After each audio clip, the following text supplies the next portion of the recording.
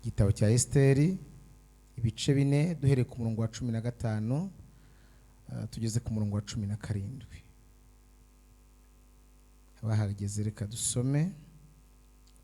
Nuko Esteri atuma kuri Moridekayi aramusubiza ati, genda uteranye abayuda bari Shushani bose mwiyiriza ubusa munsabire mumare iminsi 3 ku manywa na nijoro mutagira icyo murya cyangwa munywa, nanjye n'abaja banjye tuzabigenza dutyo.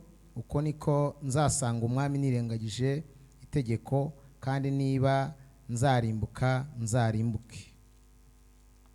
Moridekayi aherako aragenda abigenza uko Esteri yamutegetse. Reka turebe no mu gitabo cy'umuhanuzi Daniyeli, ni kuri page ya 824. Igitabo cy'umuhanuzi Daniyeli ibice byaho 2. Turahera ku murongo waho wa 14 turageza ku murongo waho wa 20. Reka dusome.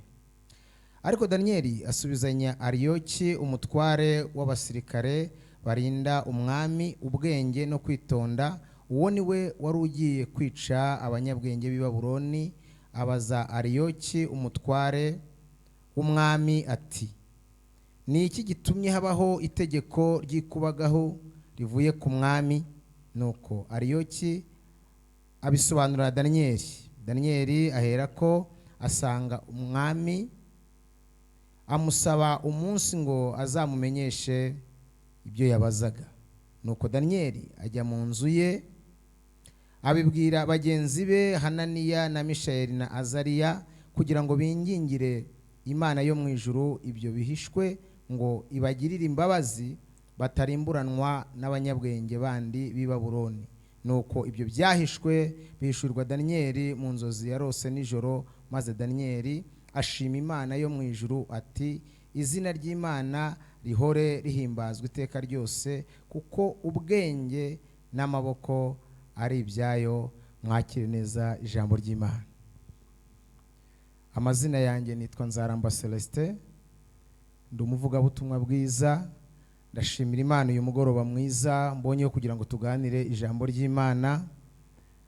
Nkuko mwabibonye ku rubuga rwacu, uyu mugoroba turaganira ku nsanganyamatsiko ivuga ngo gusenga bihindura ubuzima. Turashimira Imana ku ndirimbo tumaze kumva isoza, umuhanzi yarimo aririmba ivuga ngo mushishikare musenge musabe imbaraga. Tugiye kureba uburyo gusenga bishobora guhindura ubuzima.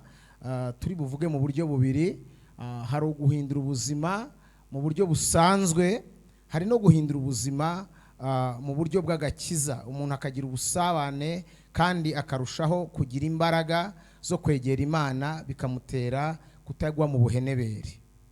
Dusomye ijambo ry'Imana hano mu gitabo cya Esteri. Ni inkuru abantu benshi bazi.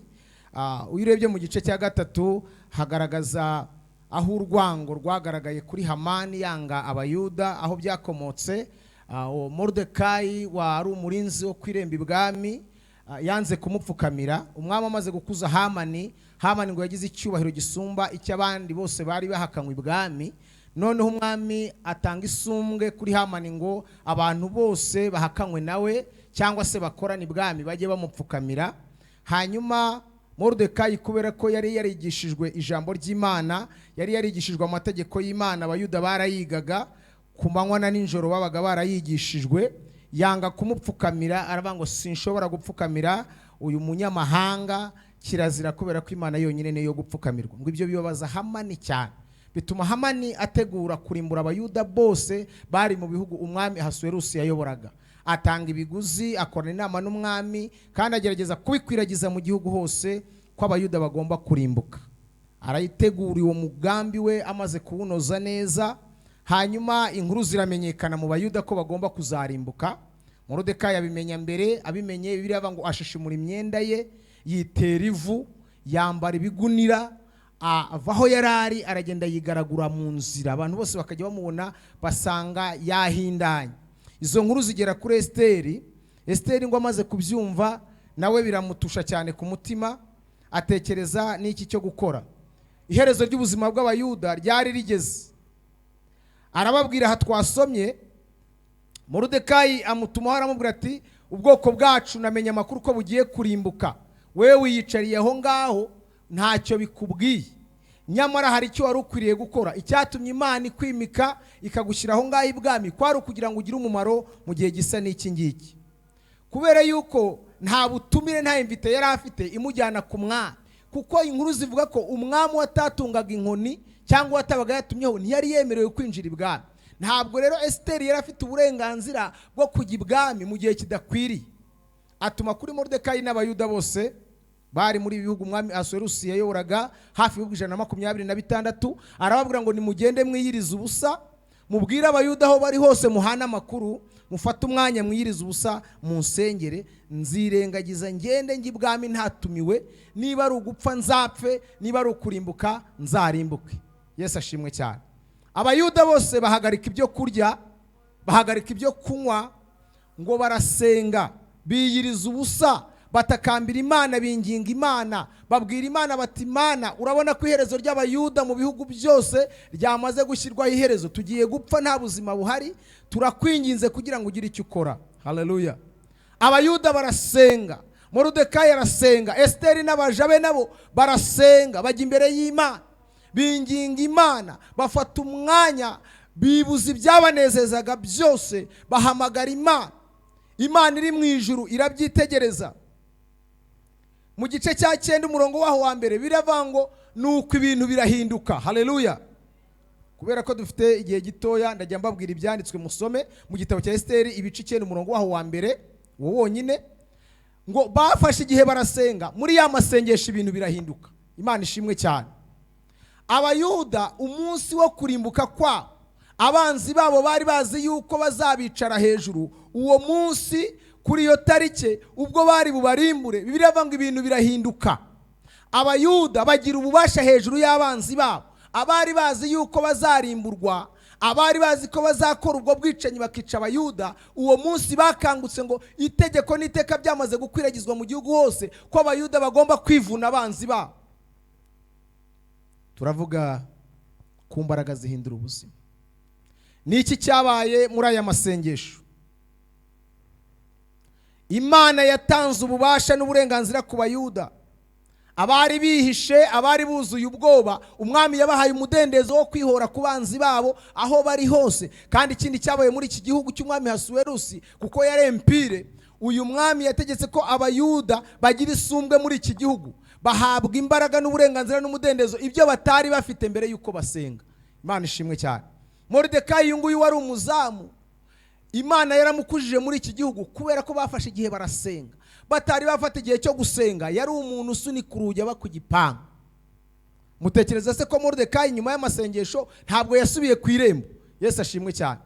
Ntituvuga inkuru zeze ukuntu umwami yakoresheje ibirori, Esteri agatumira, izo ni inkuru muzi. Ariko nyuma yuko basenze ibintu byarahindutse. Yesu ashimwe cyane. Ibyari urupfu kuri bo bihinduka ubuzima, ibyari ukurimbuka bihinduka kubaho, ibyari igisuzuguriro n'ubukene kuko ntibari bazwi, nibwo bagiye bamenyekana kubera Moridekayi wafashe igihe, ndetse na Esteri bagafata igihe bagasensibiliza abayuda bose kwiriza ubusa bagasenga. Amasengesho yabo yatumye bagira ikuzo, kandi jenoside yari yateguwe kuri bo irahagarara. Reka tuvuge ngo amen. Amasengesho y'abayuda ahindura ibintu mu gihugu cy'umwami Ahasuwerusi. Abari bagiye gupfa, abari bagiye gucirwaho iteka, abari bamaze gukatirwa n'umwami yabisinyiye, amasengesho arabihindura. Abumva iryo jambo reka tuvuge ngo amen. Bibiliya yerekana abantu benshi bagiye bafata igihe cyo gusenga, ibintu bigahinduka n'ubuzima bwabo bugahinduka. Bibiliya itubwira inkuru z'umugabo Daniyeli. Ubwo bari Babuloni, habayeho igihe gikomeye cyane muri iki gihe cy'umwami w'i Babuloni. Aha naho havutse igikuba gikomeye. Umwami ngo arota inzozi. Amaze kurota inzozi, ashaka abapfumu n'abakarudaya, inzego zose zamenyaga ibihishwe zo mu gihugu cy'i Babuloni. Habura n'umwe wo gusobanura aya magambo. bategeka yuko abanyabwenge bose bagomba kwicwa. Twasomye no ku murongo wa 14 muri iki gice cya kabiri, izi nkuru zo kwica abanyabwenge bose b'i Babuloni Daniyeli ngo yazumvise. Ajya kubaza Ariyoki, umutware w'umutwe warindaga umwami, aramaze izo nkuru zivuye ibwami zinshamugongo zo kurimbura abanyabwenge bose byagenze gute? Daniyeli ngo asubizanya Ariyoki ubwitonzi ndetse ngo n'ubushishozi n'ubwenge, kuko numwe mu bantu b'abanyamasengesho bari bakomeye mu Bayuda. Ariyoki amusobanurira uko umwami yabigenje, nuko n'itegeko ryashyizwe ku nama ko abanyabwenge bose b'i Babuloni bagomba gupfa, kuko bategetswe gusobanurira umwami ibyo yarose bikabananira. Aramubwira ati rero buhagiyeho itegeko ko abanyabwenge bose bagomba gupfa bakarimbuka bakava muri Babuloni. Aravuga ati njyana ku mwami ngira icyo mwisabira. Haleluya. Ariyoki ngo aramutwara, amaze kumutwara abwira umwami ati ndakwinginze. Ku murongo wa 16 Daniyeli aherako asanga umwami, amusaba umunsi ngo azamumenyeshe ibyo yabazaga.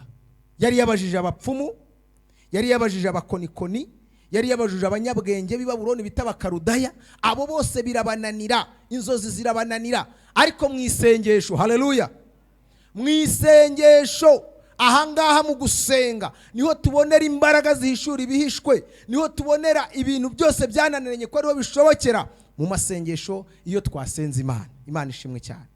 Daniyeli ngo aragenda bibwira bagenzi be Hananiya na Mishayeli na Azariya, arababwira ati rero ubu abanyabwenge bose b'i Babuloni bagiye gupfa, kandi natwe bari baje kutujyana ngo batwice, nimureke twiherere. Bahamagara Imana. Haleluya. Dufite Imana ihishura ibihishwe, dufite Imana yumva gusenga iyo twayisenganye umwete. Niko Yakobo yanditse mu bice 5. Yaravuze ngo gusenga k'umukiranutsi kugira umumaro mwinshi iyo yashishikaye agasengana umwete. Daniyeli arasenga na bagenzi be bahamagara Imana, babwira Imana ngo ntiturimburanwe n'abanyabyaha. Ntabwo dushaka gupfana n'abanyabyaha, uri Imana y'imbaraga nyinshi. Bakinga inzu yabo bariherera, bahamagara Imana, Imana yo mu ijuru ngo ibyari bihishwe umwami atigeze amenya bihishurirwa Daniyeli mu nzozi yarose nijoro. Haleluya. Yamuteze umutego ukomeye, ariko uzi kugira ngo umwami akubwire ngo narose inzozi nazibagiwe, ndashaka kumbwira izo nzozi uburyo nazirose nuko zari zimeze, nurangiza kandi umbwire nicyo zisobanura. Ninde munyabwenge w'umufilozofe wabasha kumenya ayo magambo? Umuntu umwe yigeze kuma icyo kizami, ariko dufite Imana yumva gusenga. Haleluya. Arambwira ati ndabizi yuko uri umunyamasengesho, mfite ikibazo, ntabwo nkikubwira, ugenda Imana yawe ikikubwire kandi iguhe n'igisubizo cyacyo. Mbwira umuntu mwicaranye ngo dufite Imana yumva gusenga. Naragiye mfata igihe nsenga Imana, ndangije ndanaceceka rwose, maze gusenga naratuje. Hacaho iminsi, amezi arenga 4, ndabyibuka hari nko mu masaa 4, nari ahantu nari nikoreye ikarito y'amagi, nacuruzaga amagi icyo gihe. Ndimo nzamuka ku gasozi kamwe, numva umwuka w'Imana arambwiye ngo ariko uribuka umuntu wigeze kukubwira ngo afite ikibazo ntari bukikubwire, ugomba kukimenya kandi ukabwira n'Imana ikaguha igisubizo cyacyo. Ntiyego. Imana irambwira ngo tura ayo magi nkwereke. Ariko dufite Imana ma. Irambwira ngo shishura ikiziriko, boha ikiziriko cy'inyabutatu, shishura igiti hariya cy'ibarakatsi ukibohemo ikiziriko cy'inyabutatu. Numara kuboha icyo kiziriko ugende muri buhurire mu nzira, ukimuhereze umubwire ngo dore ikibazo cyawe uko kimeze. Wambajije ikibazo umbaza n'igisubizo. Dufite Imana iteye ubwoba. Nurangiza umubwire ngo iki kiziriko gice, nikimunanira umubwire ngo hambura tuno dukarago uko ari 3 uhite maka ushaka. Uwo mugabo yari umukristo. Inzira nanyuzemo ntabwo naherukaga no kuyinyuramo. Naje kugenda uwo mugabo dukubitanira mu nzira, nturi karito yanjye, ndamubaza nti wa mugabo uranyibuka? Ati cyane. Uribuka icyifuzo wampaye? Ati yego. Nti rero dore ikibazo cyawe uko wambwiye dore uko kimeze. None Imana yambwiye ngo fata kino kiziriko gikurura igice, kiziriko cy'inyabutatu. Umugabo yari umugabo w'ibigango, aragikurura, ntabwo igiziriko cy'inyabutatu yagica, kindakatse ntibishoboka. Aragikurura kiramunanira. Ndamubwira nti dore uko ikibazo cyawe kimeze. Nkimuhereza ikiziriko, umugabo yatangiye kurira, ararira.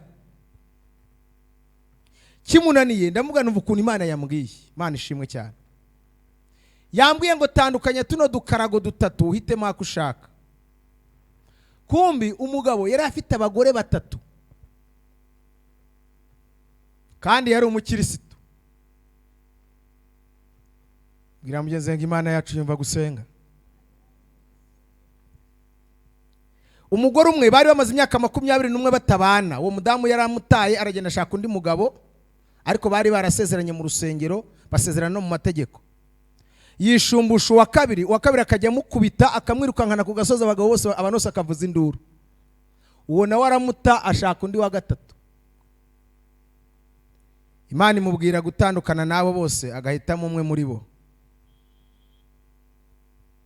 Imana igikemura gutyo. Yesu ashimwe cyane. Urumva Imana yacu itumva gusenga? Urumva amasengesho adahindura ibintu? Rero Bibiliya yerekana abantu benshi bagiye basenga. Eliya w'itishubi, twavuze kuri Moridekayi, ubwo yamaraga gukuzwa akagira umuntu ukomeye ibwami, ubuzima bwe busanzwe bwarahindutse. Ntabwo yongeye gusunika urugi, yimutse mu kazi yakoraga, abona promosiyo, arazamurwa, imibereho yisanzwe irahinduka. Bibiliya itubwira amakuru yo ku ngoma ya Ahabu. Abayuda bose bamaze kugwa, basubiye inyuma, barapfapfana, batangira kuramya ibigirwamana.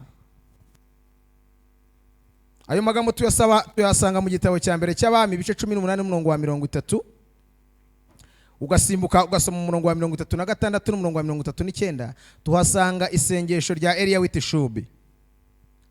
Yitegereje ukuntu Abayuda baguye bagasenga ibigirwamana. Ahabu yarabuje kubisenga, na Ezebeli yarabuje Abayuda gusenga Imana y'ukuri. Batangira kujya batambira ibitambo ibigirwamana. Mu bintu byaziraga Imana yangaga no kuyibangikanya, kandi na n'uyu munsi Imana yacu yanga kubangikanywa n'izindi mana. Eliya w'itishubi ararakara, arakazwa n'ukuntu Abayuda basubiye inyuma bakagwa. Arangije ahagarika imvura, araba ngo nta mvura izongera kugwa muri iki gihugu kereka mbitegetse. Nta muhanuzi wabimubwiye, yagize ishyaka gusa mu mutima riramurya. Araba ngo mpagaritse imvura, afata n'ikime aragitwara, araba ngo nta n'ikime kizatonda kereka igihe nzabitegekera. Icyo kintu yakoze cyatumye bamuhiga. Bamaze kumuhiga arahunga. Indaro zigera muri 2 yaraye z'umubabaro yarazihanganiye.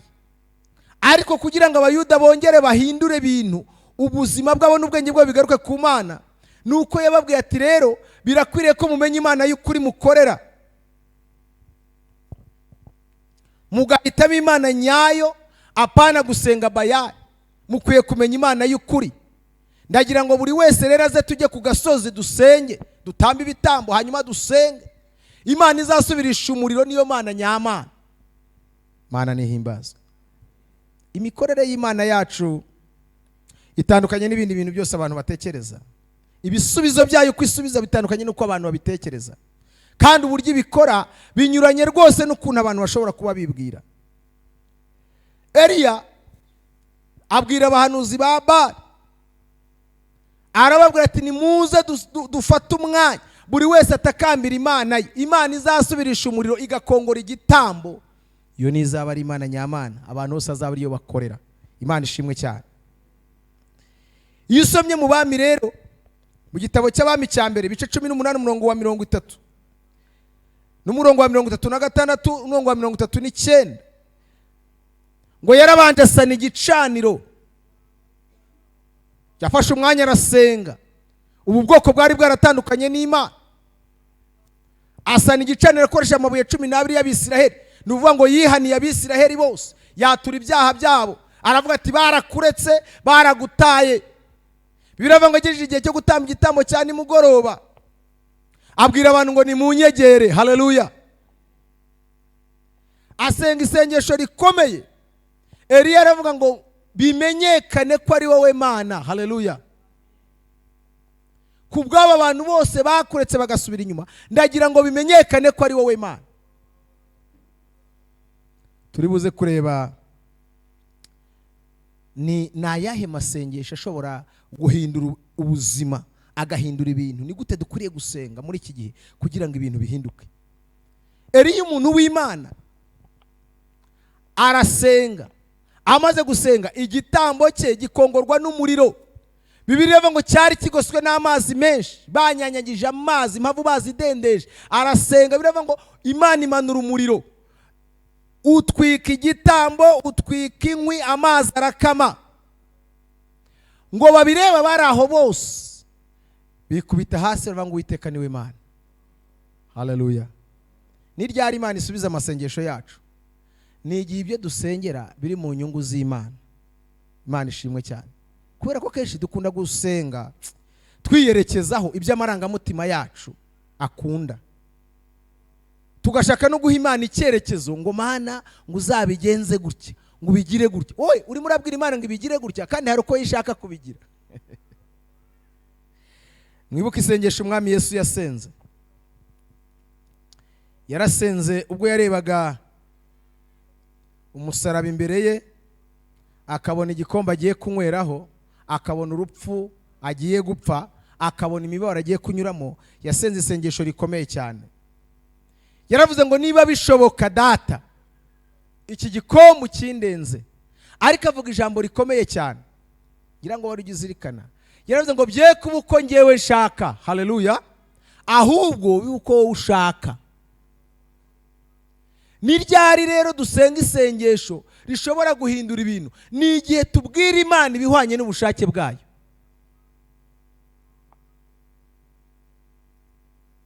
Naho iyo tuyibwira iby'ubushake bwacu bukanyurana n'ubushake bwayo, izo nzira ebyiri ntaho zazahurira. Yaravuze ngo nibibe uko nshaka, bibe uko wowe ushaka. Icyo Imana yashakaga ni uko Yesu yagombaga kujya ku musaraba, akabambwa, agaterwa icumu, agapfa, akazazuka agacungura abantu. Iyo biza kuba uko yasabye, iyo atongera ngo bibe uko ushaka, ntabwo gupfa kwe ntabwo byajyaga gukunda. Ariko kuko Imana yashaka ko agomba gupfa agapfira abantu, byabaye uko Imana ishaka, isubiza ubushake bwayo. Imana ishimwe cyane. Rero niba dusenga tugashaka ko amasengesho yacu ahindura ibintu, ni mu gihe dusenga isengesho riganisha mu nyungu z'ubushake bw'Imana. Imana ishimwe cyane. Ni igihe tubwira Imana ibihwanye n'ubushake bwayo. Abantu bose bagiye basenga ibintu bigahinduka. Daniyeli Babuloni, abantu bose bakimara kubona igihano yakatiwe kitamwishe, abantu bose bikubise imbere y'Imana, baravuga ngo hahimbazwe Imana ya Saduraka na Meshaki na Abedenego. Imana ishimwe cyane. Mu rwobo rw'intare igihe yavagamo, habwirijwe ubutumwa budashobora kubwirizwa muri iki gihe ngo abantu bihane nk'abihannye kiriya gihe. Akiva mu rwobo rw'intare gusa, abantu bose baravuze ngo Imana ikiza muri ubu buryo ntabwo igibaho. Abantu benshi Babuloni bagarukira Imana kubera icyabaye. Yesu ashimwe cyane. Gusenga kwa Daniyeli kwahinduye ubuzima muri ubu buryo busanzwe, kuko umwami yaramukujije kubera gusenga. Imibereho irahinduka, kwambara kwe kurahinduka, nuko yaryaga byarahindutse kubera ko yagize igihe agasenga Imana. Yesu ashimwe cyane. Rero ni ngombwa ko twiga gusenga, ariko tugasenga ibihwanye n'ubushake bw'Imana. Kuko twebwe uko dushaka kenshi kuba kugamije ku marangamutima yacu, kandi amarangamutima yacu kenshi abagamije ahatari heza. Icyo Imana yifuza ni uko tuyibwira ibihwanye n'ubushake bwayo. Iryo sengesho rizahindura ubuzima bwawe, rizahindura ubuzima bw'urugo rwawe. Iryo sengesho rizahindura imibereho yawe, habe mu mwuka, habe mu buryo busanzwe. Nusenga bijyanye n'ubushake bw'Imana, gusenga kwawe kuzahindura ibintu. Yesu ashimwe cyane. Bibiliya yerekana abantu benshi bagiye basenga. Iyo usomye mu gitabo cy'ibyakozwe n'intumwa, tuhasanga isengesho ry'abitorero ibice 12 umurongo wa 5 kugeza ku murongo wa 9. Petero ngo amaze gufatwa bamujyanye mu nzu y'imbohe. Abakayisari bafungaga nabi cyane. Impire y'abakayisari yari impire ikarishye cyane mu gihe cy'itorero ry'intumwa. Petero bamuziza ubutumwa bwiza, bamujugunye muri gereza, bamufungira muri special, ni gereza iri mu zindi gereza.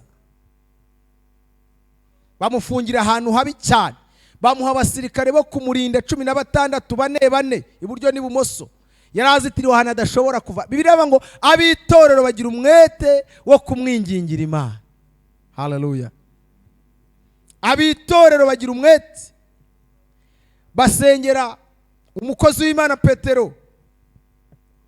Yararaye ari bupfe, mu gitondo bari bumukuremo bakamwica, ariko iryo joro biraba ngo marayika aramanuka. Haleluya. Kubwo kwinginga kw'abitorero, kubwo gusenga kw'abitorero, ubuzima bwa Petero mu nzu y'imbohe burahinduka. Marayika aramanuka mukomanga mu mbavu, amukura mu gihome, kubera ko abitorero bagize umwete. Haleluya. Kuko bagize umwete wo kwinginga Imana, bagasenga bashikamye, bashyizemo imbaraga kugira ngo umuntu w'Imana bohoke, ubwami bw'Imana akomeza bwamamaze. Byari mu nyungu z'Imana mu gufungurwa kwa Petero, kuko avuye muri iriya gereza. Mwibuke ko yatangiye guhamya. Byari inyungu z'Imana, byari ubushake bw'Imana. Gufungurwa kwa Petero byari inyungu z'Imana. Ava mu gihome atangira guhamya, ndetse ngo ubwo Imana yamukuragamo we ngo yagize ngo ararota, yagize ngo abirose mu nzozi. Hari ibintu Imana igikora iyo twayibwiye ibihwanye n'ubushake bwayo. Hari ibintu ikora ukagira ngo uri murarota, ukagira ngo uri murarota. Hari imirimo Imana ikora wayirebesha amaso ukabati ntabwo ari ngewe kabisa, nshaka kuba ndimo ndota.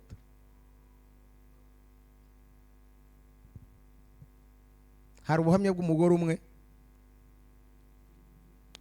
hari mu gihe cy'impunzi hariya Nyacyonga. Hari igihe kibi cyane muri 1994, impunzi zarimo zisahura, zirimo zisagata.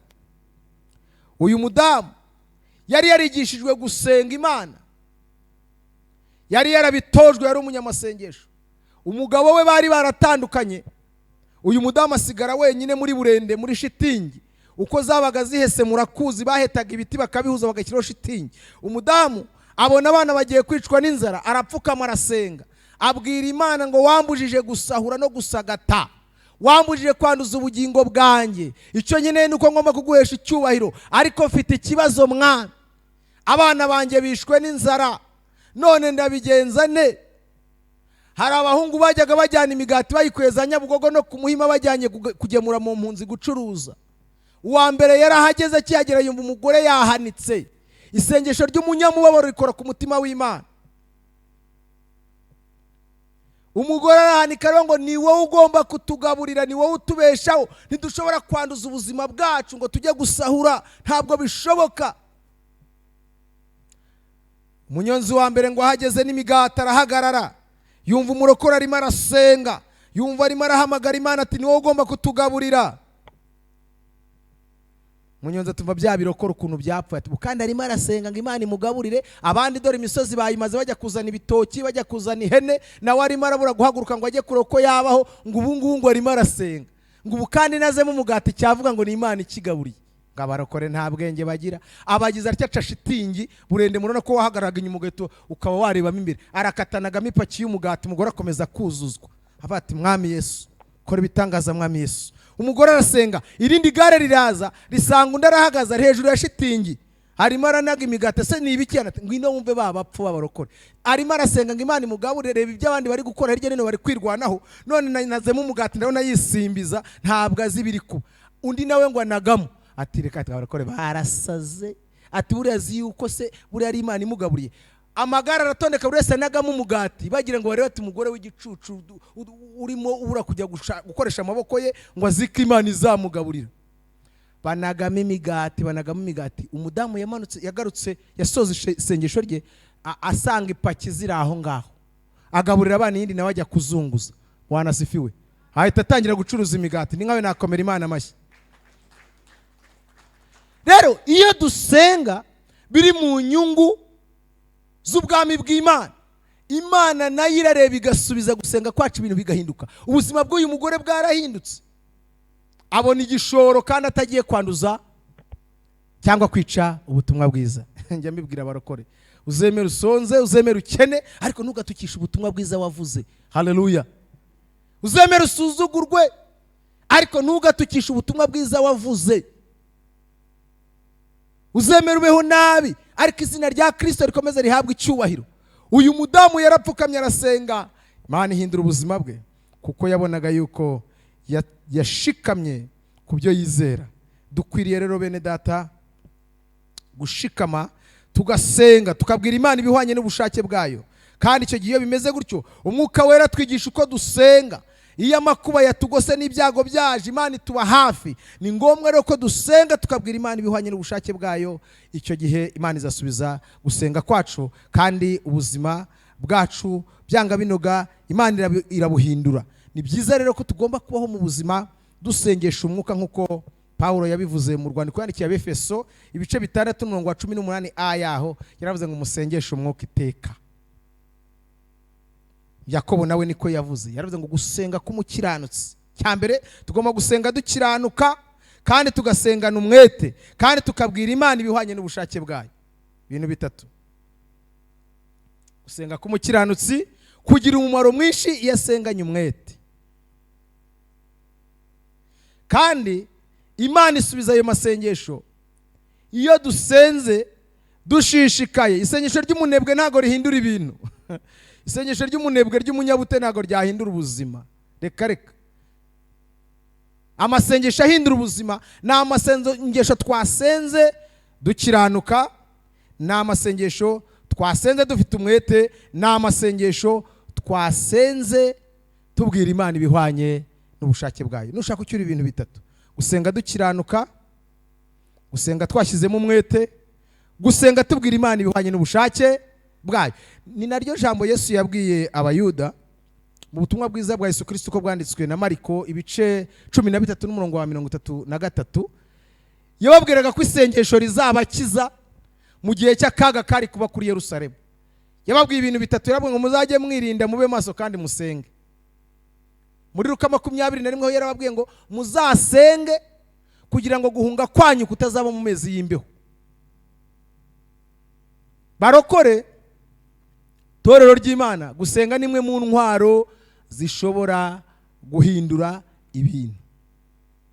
Gusenga nimwe mu ntwaro itorero dukwiye gushyiramo imbaraga, tugashishikara, tugashyira umwete mu gusenga dukoresheje buriya buryo butatu: gusenga dukiranuka, gusenga twashyizemo umwete, tukabwira Imana ibihwanye n'ubushake bwayo.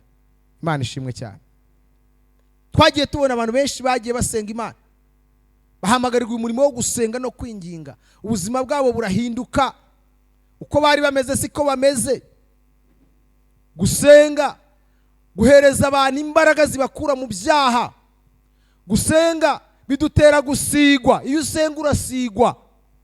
Tubonamo inyungu nyinshi iyo twasenze. Kandi iyo wasizwe, Imana igusiga amavuta y'igikundiro, kubera ko wabaye imbere yayo. Iyo wagiranye ubusabane n'Imana ugasenga, Imana iragusiga. Iyo wasizwe amavuta y'igikundiro, ibintu byose biremera. Iyo wasenze muri ubwo buryo, ibyo tumaranira muri iyi si duhiga ku manywa na nijoro tukabibura, iyo twasenze tugasigwa birizana. Yankunda kubwira abarokore ngo umukobwa wisize gikotori akagenda n'ibirenge ntabwo ahamagara umukungugu ngo ngwino. Abamama muri hano mubimbwire, wisize amavuta ku birenge ukagenda n'ibirenge ukuyemo inkweto wasizeho gikotori, ntabwo rero avumbi wakwirirwa urihamagara ngo ngwino. Umuntu wamaze gusigwa niko bigenda. Ibijyanye n'ubutunzi n'ibifatika dushaka, iyo twasizwe n'Imana birizana. Imana ishimwe cyane. Mwibuke Yosefu wari usizwe, imyanya yaramwishakiye mu Egiputa, yagabanya imyanya 3 kubera gusigwa gusa. Amavuta y'igikundiro yatumye nyirabuja ashaka ko baryamana, arabyanga. Amaze kubyanga arihangana, aremera ajya mu nzu y'imbohe abesherwa. Kubera gusigwa, Imana irotesha umwami. Kurotora inzozi k'umwami gutuma ubuzima bwe buhinduka. Wari umuboyi, wari imbohe, agabana ministere 3, ari n'umunyamahanga, ibintu bikomeye cyane. umwami yaramubwiye ngo ku ntebe yanjye nzagusumbaho gato. Ubwo ni minisitiri w'intebe, yamuhaye kuba minisiteri, kuyobora minisiteri yiwe, aba minisitiri w'intebe. Hanyuma aramubwira ngo kandi nta muntu uzongera kuva muri iki gihugu utabishatse, ashingwa abinjira n'abasohoka. Arongera aramubwira ngo ibi bintu byose wavuze, iyi myaka 7 y'uburumbuke ni wowe ushinzwe guhingisha.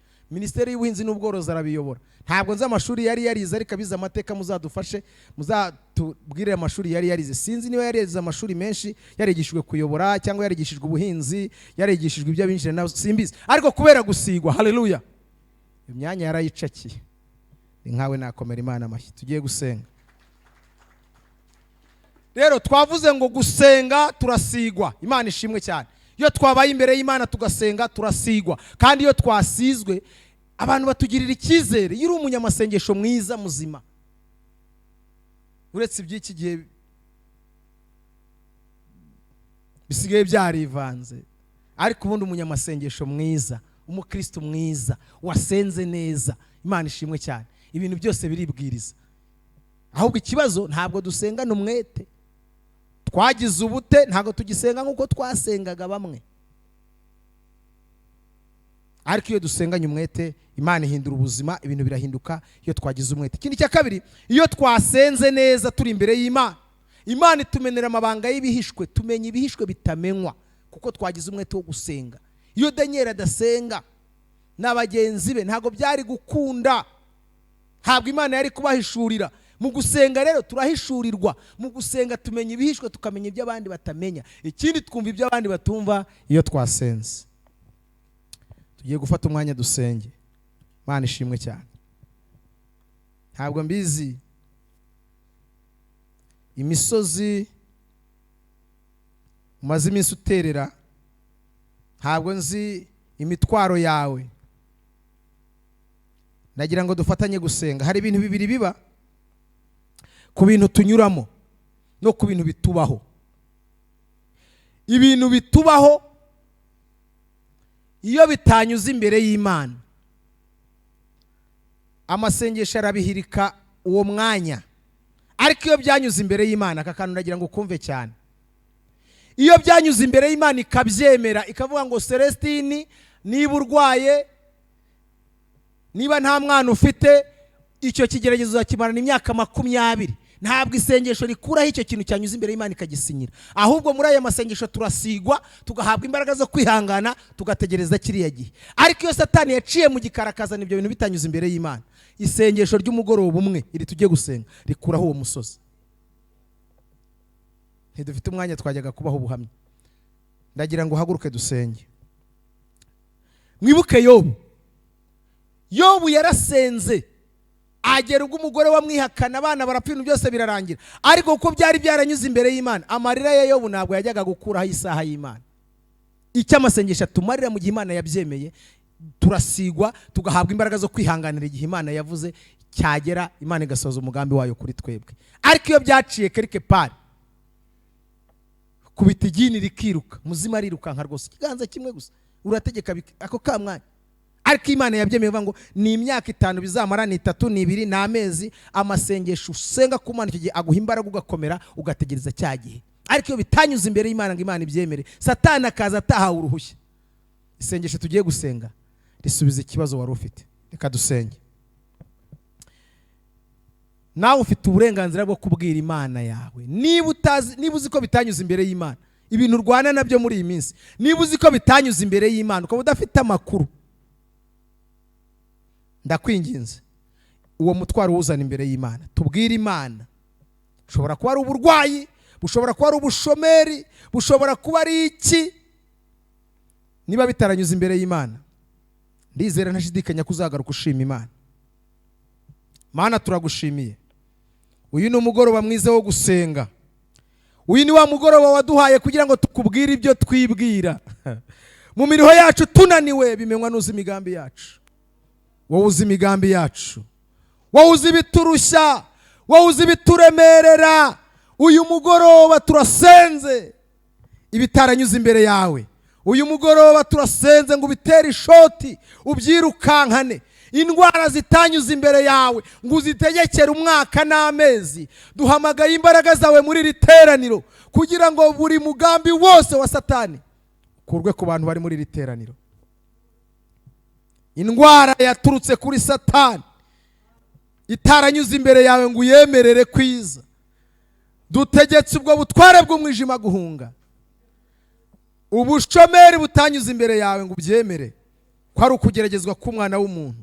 Turasenze ngo ukubitize imbaraga hasi. Ubu bukene bwanyuze mu gikari butanyuze imbere yawe. Aya madeni niba ataranyuze imbere yawe, iyi nzara niba itaranyuze imbere yawe, dutegetse ubwo butware gusohoka ku bantu bawe, kuko waduhaye ubutware bwo gutegeka. Uratubwira ngo tuzakandagira inzoka na sikoropiyo. Iyo tukwizeye dukandagira inzoka na sikoropiyo n'imigunzu y'intare. Dukandagiye imigunzu y'ubushomeri muri iri teraniro. Dukandagiye imigunzu y'ubukene uyu mugoroba. Dukandagiye imigunzu yo gusubira inyuma. Dukubise hasi imbaraga zisubiza abantu inyuma. Turimbuye ubwami bw'umwijima. Ibendera ryawe urizamure kuri uyu mugoroba. Ugirire neza buri muntu wese uri muri iri teraniro. Duhambiriye imbaraga zose z'abadayimoni bivanga muri bizinesi zacu, bivanga mu buzima bwacu, bivanga mu miryango yacu. Dusohoye buri mbaraga iyo ari yo yose ku bantu bawe uyu mugoroba. Ukuboko kwawe kuracyakora mwami Yesu. Ururukira mu bakobwa bari muri iri teraniro. Uvunagure buri mbaraga yose itaranyuze imbere yawe. Dusengeye abasore bari muri iri teraniro. Ubuzima bwabo butanyuze imbere yawe ngo ubyemere. Wirukana ubukene n'ubushomeri mu miryango. Tatanya imbaraga z'umwijima. Ufunga amarembo y'ikuzimu y'umugoroba. Buri muntu wese wateranye mwami, turasenze ngo azagaruka avuga ko yabonye ikintu gishya, kuko uri Imana igira ikirema warangiza ukagikomeza. Imbaraga zawe niziganze. Uhindura ibintu uyu mugoroba. Uhindura ubuzima bw'abikeneye. Tatanya imigambi y'abadayimoni. Ufunga amarembo y'ikuzimu kubw'iri teraniro. Wagura imbago z'abantu bawe Yehova. Mana ihindura amateka. Mana ihishura ibihishwe. Turasenze ugire neza buri wese uhagaze ahangaha. Reka ubwami bwawe buganze. Reka imbaraga zawe zihindura ibintu. Kandi gusenga kwacu mwami ugutegera ugutwi. Usubize kwifuza kw'imitima y'ubwoko bwawe. Cyubahiro n'ikibi cyawe uganze. Tugukomeye amashyi tugushimira uyu mugoroba mu izina rya Yesu. Amen.